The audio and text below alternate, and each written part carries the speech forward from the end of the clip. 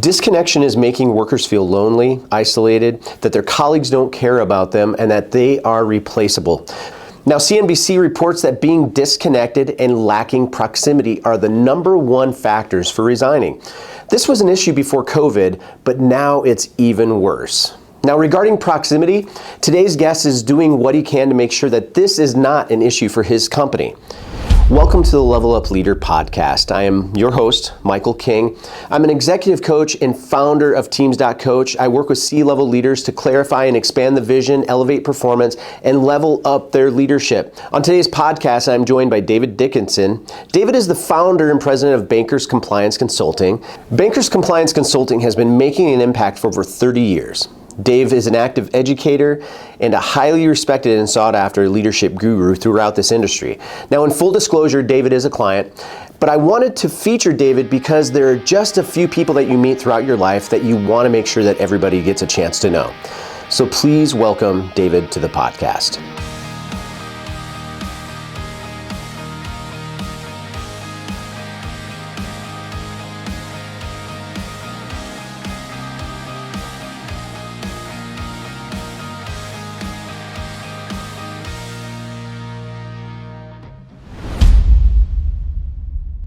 Dave Dickinson, thank you so much for hopping on the Level Up Leader podcast.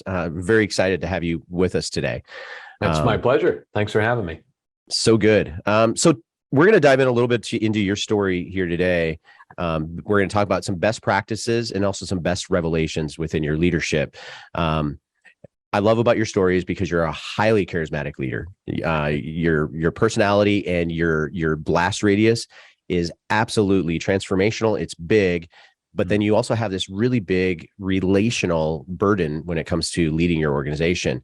Talk to me a little bit about what happened, or what was the big green lights that appeared in your life that made it apparent to you that you needed to start leveling up your leadership?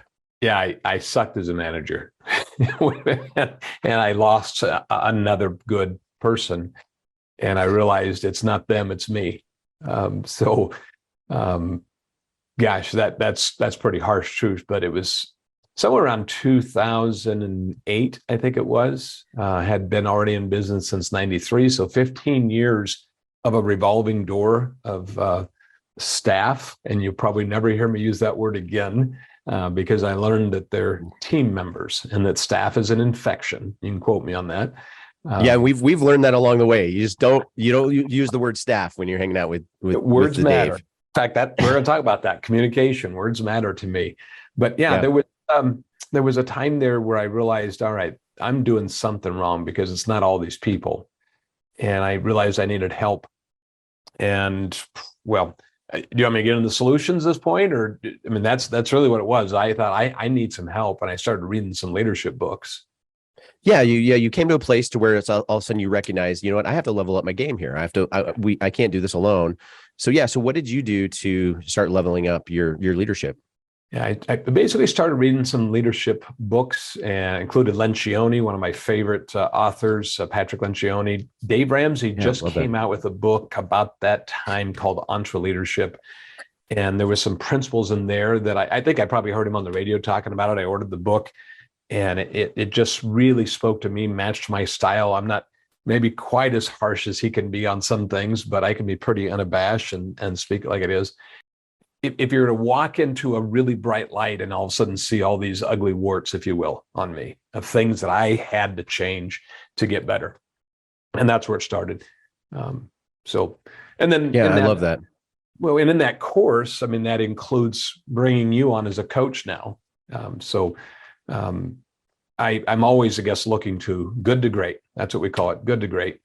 Let's keep getting better. Yeah, absolutely. And I love that about your temperament and your character, by the way.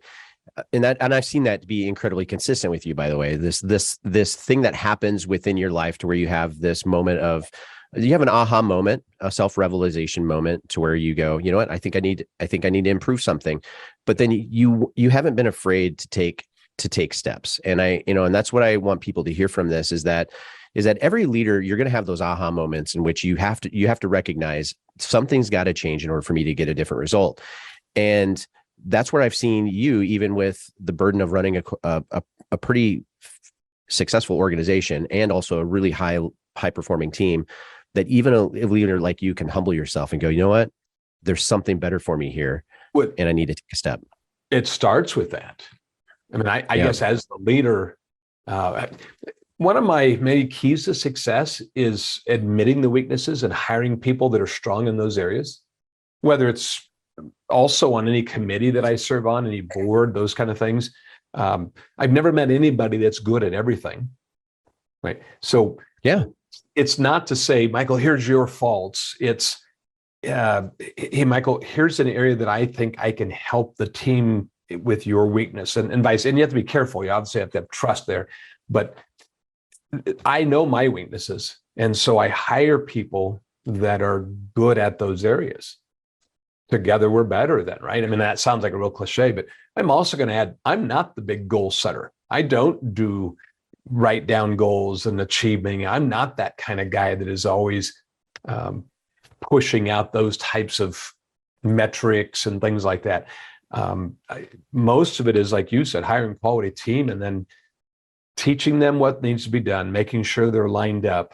I think we'll talk more about that, but then ensuring they see the vision, they have the equipment, the tools, the time, et cetera, and get out of the way. Let them go. And I find that people will do things probably better than I ever would have if I'd have just done it. So, the success in a sense is really, and this sounds really cliche, but is the team, but rounding out by admitting I'm not good at and giving permission to people that are good at to fill in my voids. And that. Sorry, go ahead. Yeah, go for it. I'm a starter, and I hate finish. Well, I hate. I know that's not true. I don't finish things well, and I get quickly bored. I'm kind of the ADHD poster child, I like to say.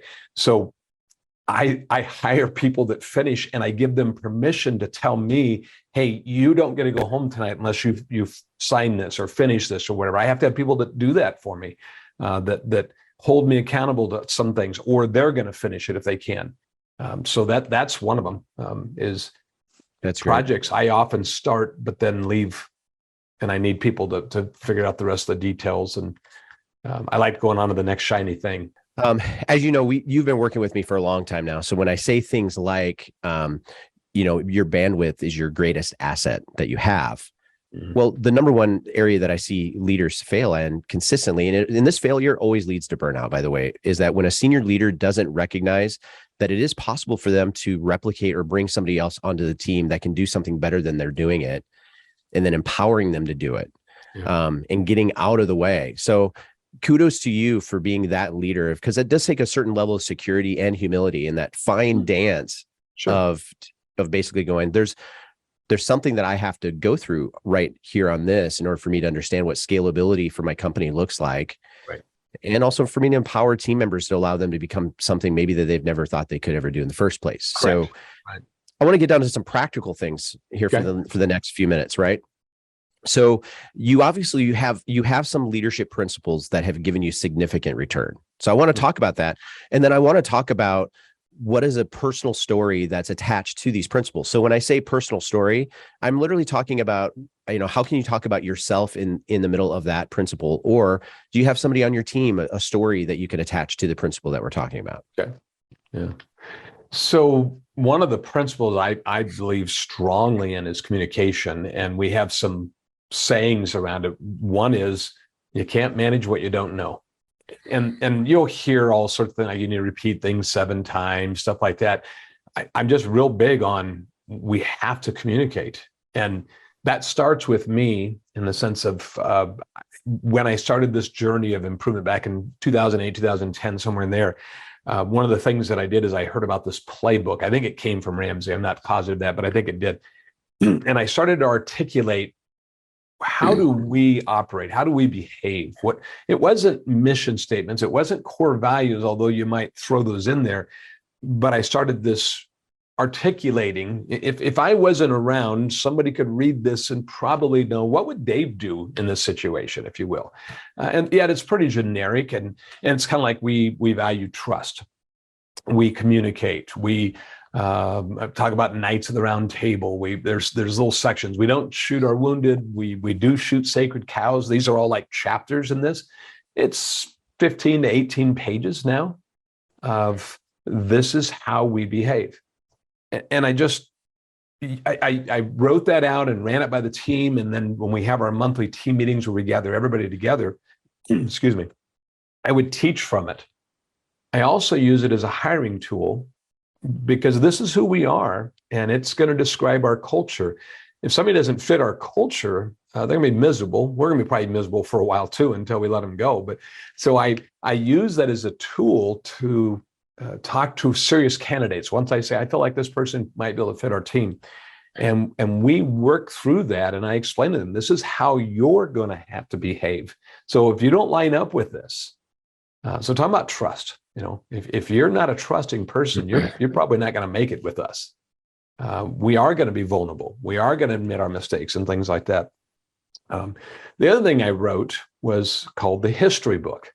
And it's basically how the company was started. And I'll give you, for instance, in the back of a barbershop on a card table and 2 folding chairs is how I started my business in 1993. But I just violated a rule in a sense. So I said, that's how I started. What I want everybody on our team is to know that story so well that they can see themselves sitting at that table because it's our story. It's not Dave did this, it's we did this. And if I can tell those stories, which again, we try to teach at monthly meetings, then you start to say, this is who we are. And so we say the first day we hire somebody, here's your story now. This is how we did it, how we built it. And that creates this ownership versus a renter mentality. And I think that's valuable. So if I've taught this is how we behave and I'm constantly teaching that, it's a behavior alignment. One of the things then we ask of all of our team members is that they weekly write out a weekly report. And it's not to justify they earn their keep. That's not the point, although you should be able to justify you earned your keep. But it's something you learned, some frustrations, and maybe something personal going on in your life. And those get sent up to their reports, if you will, the key leaders in our organization. And then they reply back and copy me on those. So I get to see every single one of our team members, what's going on in their life. Now, there's a responsibility when you have that. If somebody's dog died, you'd better be calling them.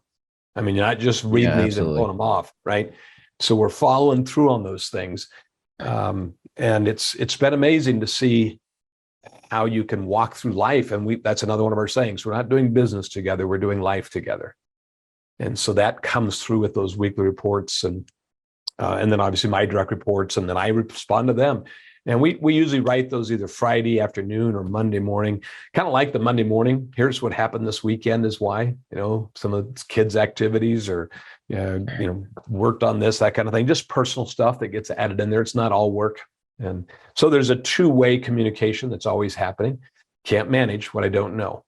And you do learn along the way, like you didn't just wake up one day and just go, you know what, I'm going to put together a playbook. I'm just going to put together a playbook just to no, this came out of a sense of burden, of alignment. Mm-hmm. There's something that happens in an organizational leader when they start to recognize this thing is bigger than myself. And if I want to create the culture that is the culture that I want, I'm going to have to start to define it a bit. And what I love about what you've done, and I might have even actually stolen some of your best practices along the way as we've developed some of the things that we do, because the senior leader needs to understand vision more than anything else. And so vision is what we see, mission is what we do, but then they have the values, the things that we are about, and then the behaviors, this is what we do. Mm-hmm. And what I like about that is that you've invited people into the story. You've invited people to be a part of the history context of BCC. And then you've literally start to tell them like, okay, this is how I behave and this is how I do make my decisions. And this is why I do what I do. And it's important that you understand who I am as a leader. Absolutely. In fact, I'm going to parallel this a little bit. I have 3 adult grown children. Nobody lives in the basement. And when I was raising these children, I remember saying, I'm not raising children. I'm raising adults. Now, you might go, well, where are you going with that story? It's the same thing true when you hire somebody. They don't really know what they're doing yet, right? But we're training them, and we're trying to raise them into being key people that I'm going to be out of here in some few years.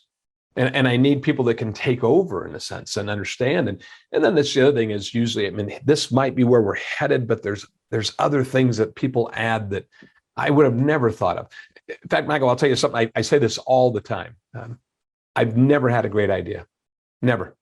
I've had some good ideas. And when I express them to team members or people like you, the circle that I want to work with, those things evolve then. And so the good idea, I'm not afraid to put that down and have somebody say, that's really dumb. But what about this? Or hey, I think I can make that better. And we call it that we stand on each other's foot. I don't know who the original author is. I've seen, the reason I see so far is because I've stood on the shoulder of giants, right? We like to say, I put a foot down and you step on it and you become a little taller. And then somebody else steps on that and they become a little taller. And the reason I like that analogy better than standing on the shoulder of giants is some people can get offended and hurt when you step on their foot. So somebody writes an article and somebody else on our team might rip it apart, but it got a little better. And I can tell you over and over and over how many times I have written an article and one of our team members took it. And if it was, back in school, a red pin from the teacher would across a lot of things. Maybe this is 2 articles or 3 articles, or I don't think we should go here. I think we should go there. And they send it back to me and I'm like, wow, this is so much better. And I rewrite it with some of their thoughts. And that makes me think of other things. And we end up writing these position papers where we're thought leaders in this industry. And so together we see further if you want. But again, I like the whole idea of step on my feet. I have a choice there. I can say, ouch, or I can say, wow, look how high and how far we're going to see with this. And that's really where the great idea comes from, that thought leadership and that evolution. So I love it. I'm going to pivot just for a few minutes here as we kind of close out today. But first and foremost, thank you for your character and for your heart and just for your love for your team. I love the things that you bring to the table as a leader, and that's why I wanted to highlight you and I wanted to bring you visible onto the show. Now with this though, I want to ask you these 2 questions in closing. The first one is, what is something that is a bigger leadership challenge that you're looking down the pipe and you don't necessarily know what the solution is yet? One, right? We'll just do one today. Okay, yeah. One, I'm going to say it's this. I'm about relationships. You introduced me that way. And I said we're doing life together. One of the challenges here is this 2-dimensional versus 3-dimensional is what I'm calling it. Meetings, and I love that we can meet online instead of just a phone call or just an email, but it's still not the same. And the post-COVID world, or people working from home all the time. My team has been doing that since we started. Really, for the most part, most of us do work from home, but we get purposeful. And I don't know if you could tag this with a previous conversation we had about where I talked about day together, day with Dave, or we're very purposeful about getting together. I don't see that happening in most businesses. And I really feel like there's going to be consequences down the road. I truly believe that we're wired to have relationships, and work is not. Work is an example of that, not an exception to that. One of the things we struggle with all the time is what we call the water cooler. We are spread throughout several states. So every Monday morning, we have a Monday morning meeting where we say, hey, what's going on this week in business? But we have people that log in like 15 minutes early and they have their water cooler, if you will. And we should post on social media to each other and things like that, trying to stay connected. But it's still difficult that's still 2-dimensional, not 3-dimensional.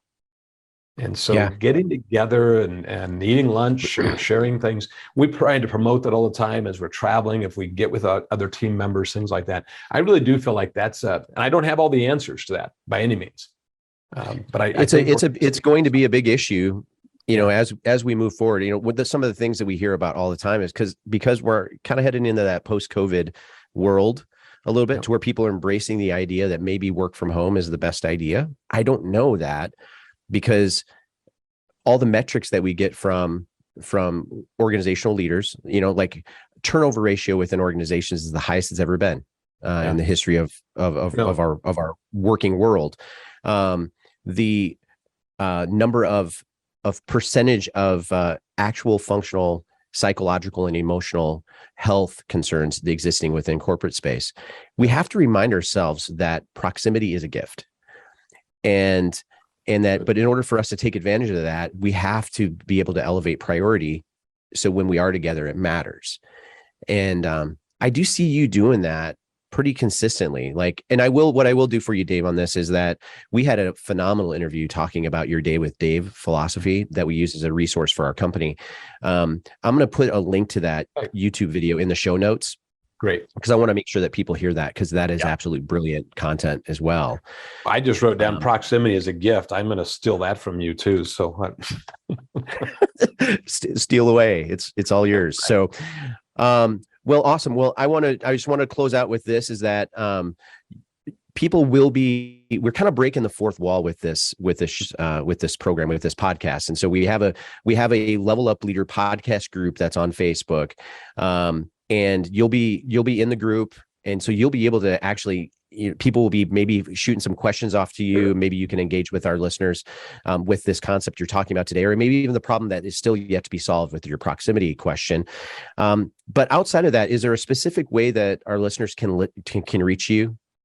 Well, yeah, I'm on LinkedIn. I'm on some other, I would tell you, I'm not a big social media guy. I probably check Facebook like twice a week. And in fact, this morning I went into LinkedIn and there was a message from last Wednesday that someone had left me. Now, my son just got married. I was off Thursday and Friday is my excuse, but I don't check it all the time. But really the thing to do is just email me directly, dave@bankerscompliance.com. That you can hit me up by email that way, and give me your contact information. I'd be glad to reach back that way. Together we see further, right? I love that. All right, fantastic. Dave Dickinson, president of Bankers Compliance Consulting. You are a gem of a person and a great friend as well. So thank you for being here. Very kind. My pleasure. So thank you for joining us today on the Level Up Leader podcast. If you enjoyed this episode, consider leaving a review on Apple, Spotify, YouTube, or wherever you get your podcasts. It helps to get the word out. And make sure to like, subscribe, and to follow so you get all of the episodes. Now, I enjoy talking to Dave because he is a no-nonsense leader. He's passionate about what he believes, and he does what he can to make sure that no one on his team is left guessing what he's actually thinking about. He makes connection a priority. He also pauses long enough to recognize that human capital is his greatest asset and to ensure his team is cared for. A leader that recognizes this will never lose. A special thank you to our featured artist, Names Without Numbers, for allowing us to use their music. We decided we only wanted to feature music that I produced on this podcast, so that's pretty cool. To find out everything that we're up to, please check us out at www.Teams.Coach, and don't forget to join our Facebook group at Teams.Coach/levelupleaders.